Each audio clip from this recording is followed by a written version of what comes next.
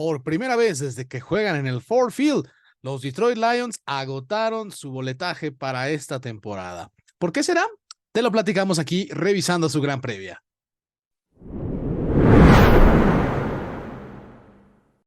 Hola, ¿qué tal? Muy buenos días, buenas tardes, buenas noches desde sus casas o de donde quiera que se encuentren. Bienvenidas y bienvenidos una vez más a Destino Canton, donde les recuerdo que se suscriban al canal. Ya rebasamos los 200 suscriptores.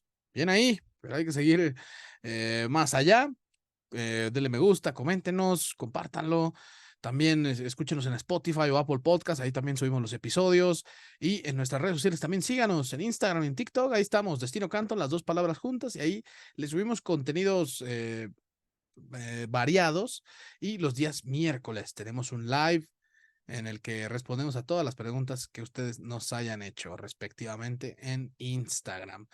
Ya hablamos de los Minnesota Vikings, ya hablamos de los Green Bay Packers, ahora hablemos del equipo que al menos esta temporada, de acuerdo a Las Vegas, es el favorito para llevarse el norte de la NFC y además que por primera vez en más de 20 años su afición realmente le tiene mucha fe, ya que por primera vez desde que este equipo juega en el Ford Field, el boletaje está totalmente agotado y estoy hablando de los Detroit Lions, que al menos en cuanto a sus posibles 22 titulares, solo tienen a un jugador con más de 30 años de edad.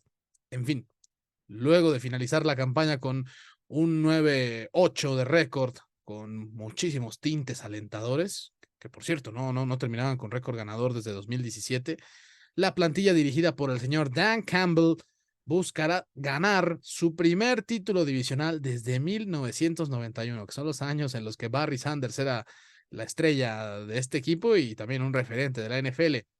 Pero ahora vamos a comenzar a desmenuzar por qué el equipo de Ford Field llegó con una proyección tan optimista para esta temporada, porque en serio, se reportó incluso que digamos, el head coach, Dan Campbell, pidió un permiso a la dueña del equipo, la señora Sheila Ford, de tener un león en el sideline, pero la NFL no lo dejó. O sea, ella sí lo aprobó, pero la NFL no lo aprobó y bueno, eso terminó ahí el quilombo.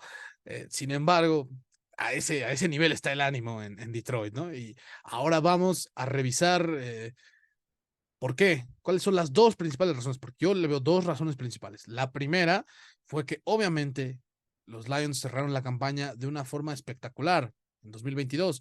Primero iniciaron con un récord de 1-6 y después terminaron ganando 8 de sus últimos 10 partidos, incluyendo uno en el que sacaron a Green Bay de toda posibilidad de ir a la postemporada en la última semana. Y bueno, esa es una razón. Y la segunda, que yo creo que tiene que ver con la explosividad que hubo en la ofensiva. Así que vamos a revisar eso. El trabajo de Ben Johnson fue espectacular y está plasmado en los siguientes datos que vamos a revisar. Fue la tercera ofensiva mejor en yardas totales, solo bajito de los dos equipos que llegaron al Super Bowl, que fueron Filadelfia y Kansas City. Además, vamos a revisar los jugadores clave que hubo el año pasado, que al menos sí rindieron bastante bien. Jared Goff, obviamente, que tuvo un año de esos que se le recuerda en los Rams, 4,438 yardas, 29 pases de touchdown, 7 intercepciones, fue el segundo con menos en toda la liga, 65% de sus pases completos y un rating de 99.3, que fue el quinto mejor en toda la temporada pasada, además de que lideró el ataque con menos pérdidas de balón y la quinta con más puntos. Ahora también está el otro gran jugador, una gran sorpresa en el receptor Amon-Ra St. Brown, 1,161 yardas, más de 500 de diferencia respecto al segundo con más yardas por aire en el equipo, que fue el señor Khalif Raymond. Y bueno, 6 touchdowns también anotó el señor St. Brown. Y obviamente también debo destacar a la línea ofensiva. Uno pudiera decir que DeAndre Swift y Jamal Williams son muy buenos, y sí tienen lo suyo, pero esta línea ofensiva fue la que hizo que estos corredores tuvieran ese gran rendimiento. Y estoy refiriéndome a Taylor Decker, Jonah Jackson, Frank Ragnow, el centro que de hecho solo permitió una captura la temporada pasada, el guardia ofensivo Halapoulivaati Vaitai y también finalmente el tackle ofensivo Penny Sewell. Aportó esta línea a que Detroit acabara en la número 11 respecto a ataque terrestre, teniendo a DeAndre Swift lesionado algunas semanas y a Jamal Williams, pero también fue la segunda línea que menos capturas permitió en 2022. Lideraron la cuarta ofensiva con mayor efectividad en zona roja, con el 66.2%. También fue la segunda línea ofensiva que tuvo más touchdowns en zona roja, con 45. Y se explica con los números de Jamal Williams, que rompió el récord de touchdowns en la franquicia, y en parte fue gracias a esta línea ofensiva, que de acuerdo a Pro Football Focus fue la octava mejor del año pasado. Entonces, ¿cómo explicar que una ofensiva de top 5 no pasó a postemporada? Bueno, es que la defensiva que lidera el coordinador Aaron Glenn, la verdad, tuvo muchos defectos insostenibles. Vamos a revisar también los datos de la defensiva.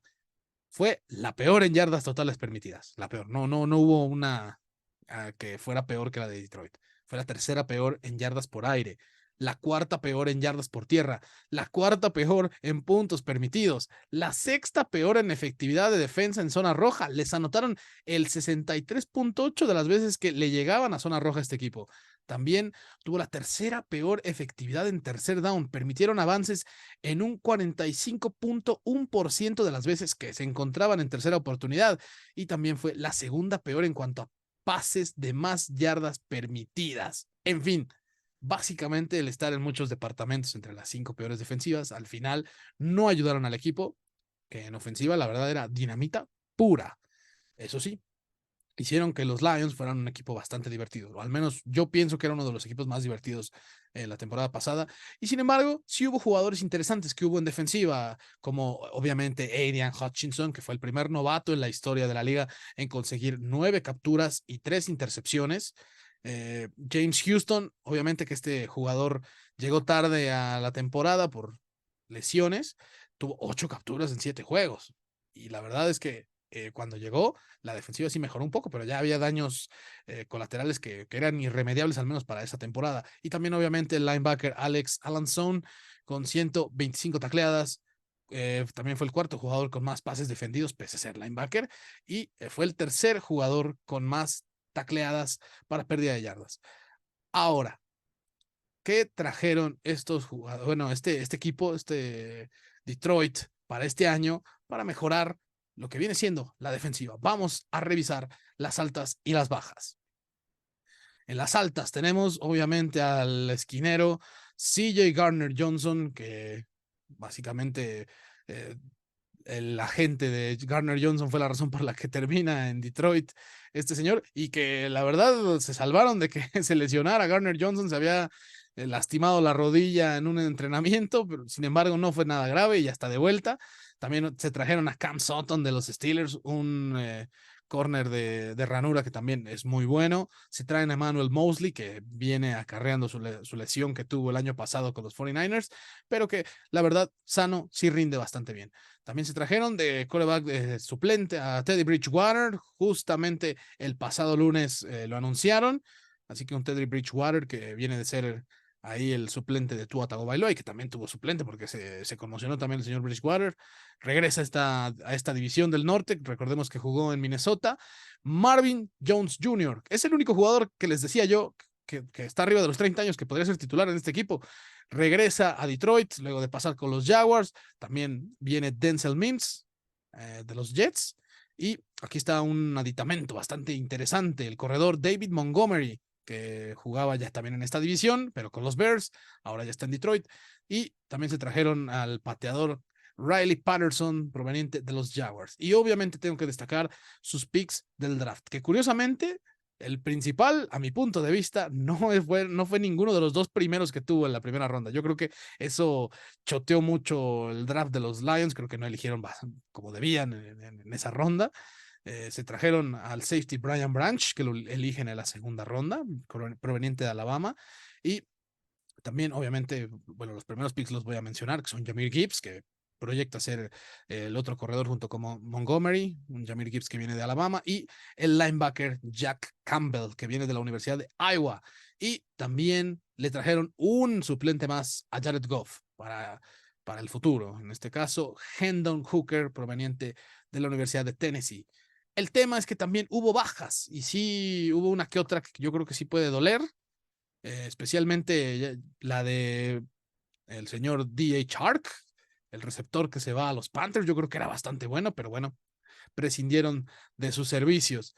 También el corner Jeff Okuda, que desgraciadamente con las lesiones también no pudo mantenerse en Detroit, se va a los Falcons. También el corner Amani Oruwarije se va a los Giants. Y el otro corner, Mike Hughes, se va a los Falcons también. Ahora, los dos corredores de los Lions se fueron, tanto Jamal Williams como DeAndre Swift. Jamal Williams a los Saints, DeAndre Swift a los Eagles. Yo creo que ambos pueden hacerlo bien en esos dos equipos. Digo, ya se notó que con una línea ofensiva decente pueden rendir bien, y al menos yo creo que Swift se va a una mejor todavía. A ver qué pasa con él. De Sean Elliott, el safety, se va a los Dolphins, y el pateador Michael Bagley se va a los Commanders. Ahora repasamos el calendario de estos Lions. Hay otra verdadera razón para creer que los Lions pueden hacerlo bien esta temporada. Su calendario es el número 20 de 32 en cuanto a dificultad este año, aunque tampoco lo veo tan sencillo como así parece ese dato. Les tienen más que nunca fe a los Lions este año en la NFL. Tendrán el doble de juegos en horario estelar que en los últimos 2 años, o sea, 4, porque los últimos años solo habían tenido 2 juegos en horario estelar. Vamos a revisarlo. En la semana 1 visitan a los Chiefs, abren la temporada ante los campeones. Gran reto. Díganme si no le tienen fe a los Lions, al menos para dar espectáculo. Luego en la semana 2 reciben a los Seahawks. Uy, un duelo durísimo, durísimo, que puede, yo creo que definir muchas cosas ya una vez llegando al final de la temporada, porque se rumora que estos dos son los caballos negros en la conferencia nacional, y yo al menos creo que sí hay razones para creerlo. En la semana 3 reciben a Falcons, un duelo que creo que no es tan sencillo como parece. En la semana 4 visitan a los Packers, y bueno, los barrieron el año pasado por primera vez desde el 91, y justo desde esa rachita no le ganan 3 juegos seguidos a Green Bay. El reto será lindo, a ver qué pueden hacer, ¿no? Porque aparte es en Lambeau. En la semana 5 reciben a los Panthers. Bryce Young verá a muchos de sus ex compañeros, como Brian Branch, como el señor Jahmyr Gibbs, por ejemplo. En la semana 6 visitan a los Buccaneers, que yo creo que sí, también junto con Arizona pueden estar entre los 2 peores equipos del siguiente año. En la semana 7 visitan a los Ravens. La última vez que se vieron, Justin Tucker les cascó un gol de campo de 65 yardas para ganarles, y es récord actualmente en la historia de la NFL. En la semana 8 reciben a Raiders. En la semana 9 descansan ahí en el ombligo de la temporada. Van a tener su descansito. En la semana 10 visitan a Chargers. Un duelo que yo creo que va a estar espectacular ese entre los Lions y los Chargers, porque aparte son autodestructivos históricamente, así que va a estar lindo ver quién se autodestruye más. En la semana 11 reciben a Bears, en la semana 12 reciben a Packers en acción de gracias, como ya se repitió. En la semana 13 visitan a los Saints, en la 14 visitan a los Bears, luego en la 15 reciben a los Broncos de Sean Payton y Russell Wilson. En la semana 16 visitan a los Vikings. El año pasado, en uno de los 2 duelos, les ganaron con autoridad, a ver si lo pueden repetir. Después, en la semana 17, visitan a los Cowboys, un duelo que para ese entonces podría mover sembrados en la conferencia nacional si es que a Detroit le va bien. En la semana 18 reciben finalmente a los Vikings para acabar su temporada regular. La realidad es que los Lions no pasan a postemporada desde la campaña de 2016 y no ganan en esa instancia desde el 5 de enero de 1992. Este equipo joven y talentoso desgraciadamente tiene que cargar con esa losa. Y es tan grande la sequía que no es para nada descartable que este equipo decepcione, porque así pasan luego. Dicen, es que son los Jets, es que son los Lions. Puede pasar. Al final no se debe descartar nada en esta división. Principalmente yo le atribuyo a ese argumento que los Lions desgraciadamente tienen a Amon-Ra, St. Brown en cuanto a la línea de receptores, como única garantía, realmente. Los otros son Khalif Raymond, que ya les dije, tuvo 500 yardas menos que Seth Brown el año pasado, Josh Reynolds, Marvin Jones, Denzel Mims. Obviamente también está Jameson Williams, el novato del año pasado, que va a tener una sanción de 6 juegos por dar positivo en dopaje. En fin, también vamos a tomar en cuenta que el ala cerrada, Shane Silstra, que era el proyectado a ser el titular, se lesionó la rodilla y va a estar fuera 6 meses y eso va a entrar a Brock Wright, que no figura ni siquiera como de ala cerrada de cuarta línea en la liga. Vamos a ver también si logra carburar la dupla entre David Montgomery y Jahmyr Gibbs, pero sobre todo habrá que ver si la inversión que hicieron en la agencia libre para tapar esos huecos de la defensiva aérea, sobre todo el equipo de Detroit, lo puede lograr. Vamos a ver si esa ayudadita que necesitaba el equipo para ganar ese 10º juego, por ejemplo, o el juego 11 que los hubiera metido como comodines, no sé. Vamos a ver si eso les da el salto. Como sea, los Lions, así como los Seahawks, pueden ser el caballo negro en la NFC el siguiente año. Tienen con qué hacerlo, divierten mucho y aspiran a algo más, quizá, que solo romper esa sequía de más de 30 años sin ganar en postemporada. Pero veremos qué pasa, porque al final de cuentas, este equipo, desgraciadamente, no ha probado garantías en los últimos años. Comenta si te gustó este video, si estás de acuerdo con nosotros que Detroit puede ser el caballo negro, si crees que va a decepcionar, no lo sé. Ustedes díganos y bueno, la siguiente vez vamos a estar revisando a los Chicago Bears para acabar el norte de la NFC y ya estar cerca. Ya estamos a 4 semanas de iniciar la temporada regular, así que bueno, se siente lindo esto, así que yo les mando un abrazo, damas y caballeros, y hasta la próxima.